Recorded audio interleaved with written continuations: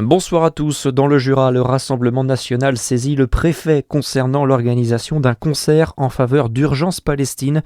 Dans un communiqué de l'antenne de Bourgogne-Franche-Comté du parti diffusé hier, le RN interpelle le préfet sur un événement organisé mardi à Arbois par des collectifs d'extrême gauche. Il vise à récolter des fonds pour Urgence Palestine, une association concernée par une procédure de dissolution pour incitation à la haine, à la discrimination et à la violence. Une exploitation agricole ravagée par un incendie la nuit dernière en Côte d'Or. C'est une exploitation de Saint-Symphorien-sur-Saône qui a été touchée. Plusieurs hangars sont partis en fumée. La majorité des animaux a pu être évacuée par l'exploitant avant l'arrivée des pompiers. Seul un taureau a dû être euthanasié par un vétérinaire. Celui-ci avait inhalé trop de fumée. Un accident de quad hier en Saône-et-Loire sur la commune d'Auzenay. 2 personnes étaient dessus quand ils sont sortis de la route peu avant 15h30. Les 2 victimes, un homme et une femme, ont été transportés au centre hospitalier de Mâcon. La femme, sérieusement touchée, a dû être médicalisée sur place.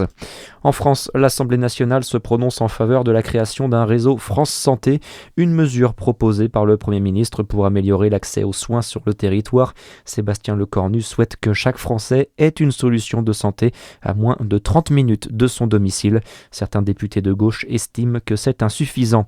Alors que la France commémorera jeudi les 10 ans des attentats du 13 novembre, une course symbolique et caritative était organisée aujourd'hui à Paris par l'Association française des victimes du terrorisme. La course a démarré au Stade de France avant de passer devant d'autres lieux marqués par les attaques, comme le Bataclan. Les sports, c'était jour de derby hier en basket. La JDA se déplaçait sur le parquet de Châlons. Dans une rencontre hachée par les coups de sifflet, les Dijonais ont mis du temps à rentrer des vestiaires et Châlons s'est envolé pour s'imposer finalement 90-74. Et puis le foot, c'est le choc de la soirée en Ligue 1. Lyon reçoit le Paris Saint-Germain à 20h45. Passez une très bonne soirée sur Fréquence Plus.